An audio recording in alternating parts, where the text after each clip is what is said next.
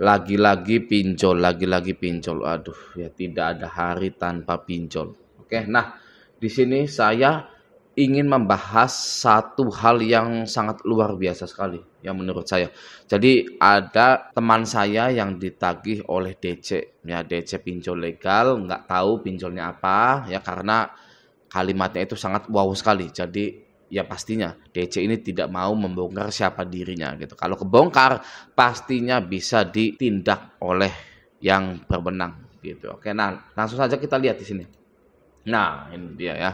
Jadi DC ini ya hari ini nagih, hari Sabtu ini ya kayaknya mau malam mingguan bareng pacarnya gitu ya, biar dapat bonus gitu. Oke, nah di sini dia bilang kepada penunggak yang ingin selalu dihormati. Wah, ya gila bahasanya.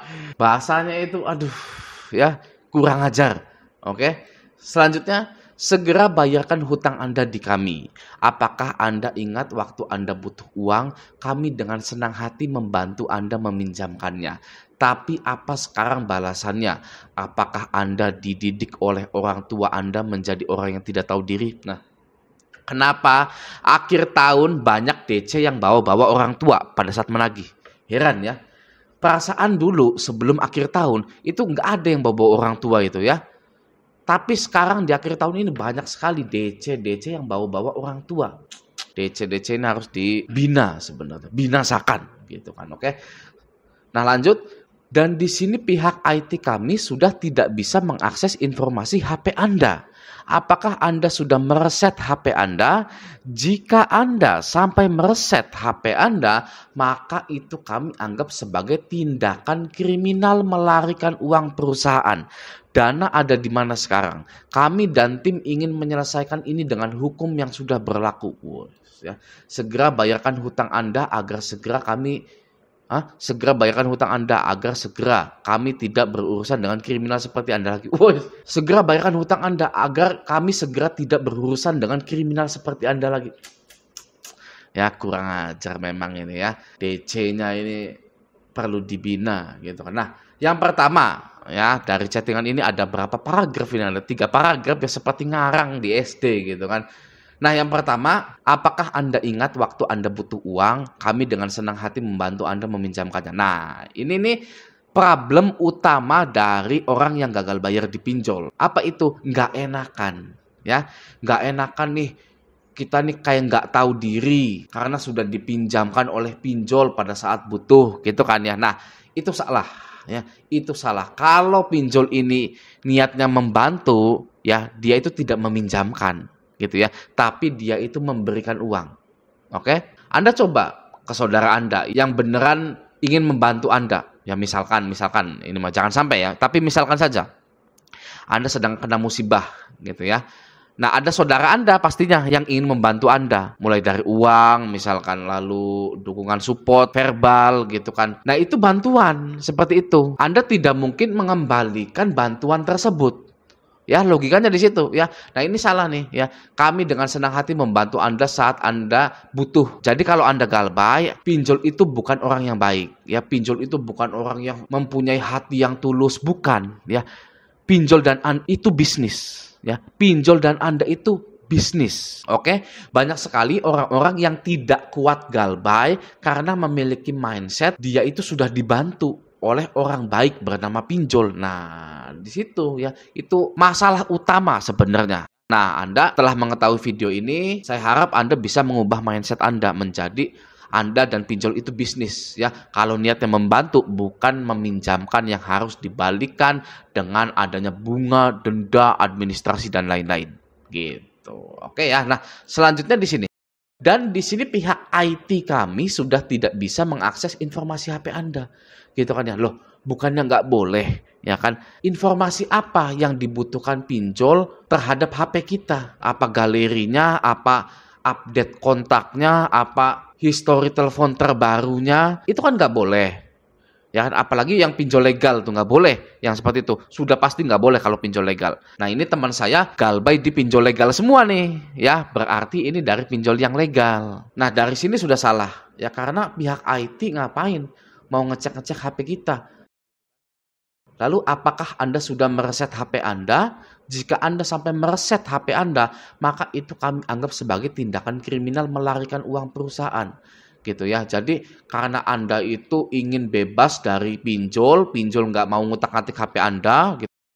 Lalu Anda mereset HP ke pengaturan pabrik. Nah, dianggap pinjol sebagai tindakan melarikan uang perusahaan karena Anda sudah kabur gitu ya, nggak mau diganggu-ganggu oleh pinjol ya. Dana ada di mana sekarang? Nah, ini salah sebenarnya ya. Karena yang pertama, handphone itu hak Anda. Nah, ini juga main problem lagi nih, problem utama lagi ya.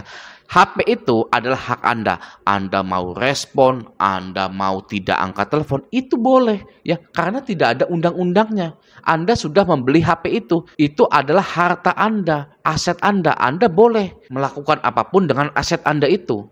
Ya, itu yang pertama. Yang kedua, mereset HP itu bukan melarikan uang perusahaan. Ya, ini sangat lucu sekali. Ya, tidak ada hubungannya mereset HP dengan melarikan uang. Nah, saya kasih contoh ya. Contoh melarikan uang gitu ya misalkan. Nah, pengertian penggelapan dana, hukum dan contoh.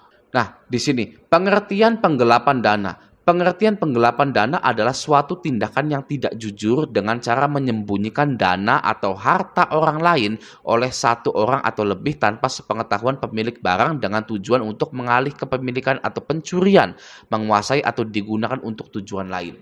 Tindakan yang tidak jujur. Galbay itu jujur atau tidak menurut Anda?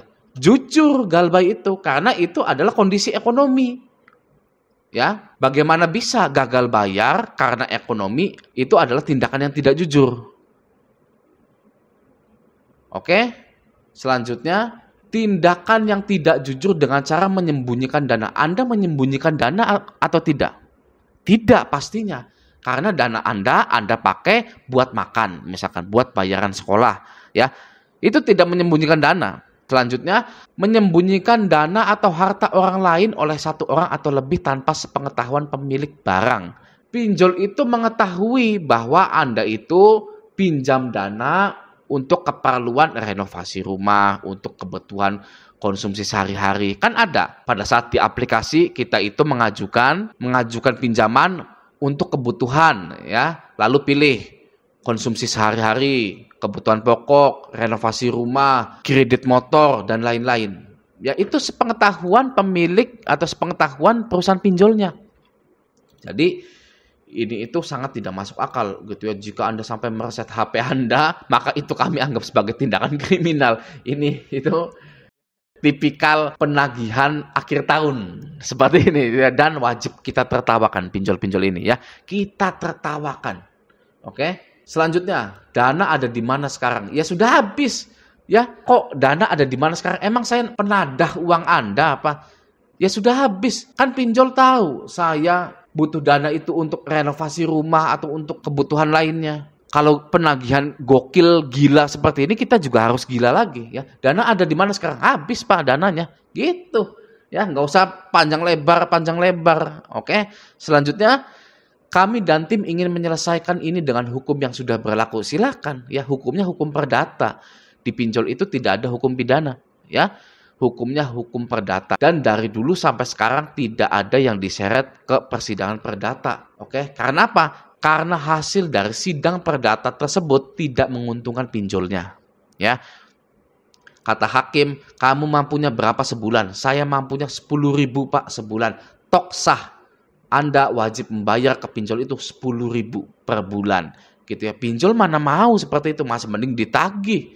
Ya kan? Nah, seperti itu ya. Jadi, jika ada pinjol yang mengancam Anda ingin menyelesaikan hutang ini dengan hukum yang sudah berlaku, ya silakan saja. Karena hukumnya adalah perdata. Oke? Segera bayarkan hutang Anda agar kami segera tidak berurusan dengan kriminal seperti Anda lagi. Yang kriminal siapa? Ya, Anda atau saya yang kriminal. Di sini jelas-jelas Anda mau mengakses informasi HP saya yang mana itu nggak boleh. Ya, sudah tertuang dalam Undang-Undang ITE. Ya, pinjol itu tidak boleh mengambil dan menyebarluaskan data-data pribadi konsumen tersebut karena konsumen ini dirugikan, dan itu jika dilakukan oleh pinjol maka itu sudah tindakan kriminal seperti itu gitu ya. Jadi ini adalah tagihan akhir tahun ya, Anda wajib mengabaikannya. Jangan pernah peduli dengan tagihan-tagihan pinjol apalagi di akhir tahun ini gitu. Oke ya, semoga dengan video ini Anda tercerahkan. Oke. Nah, sampai jumpa di video selanjutnya.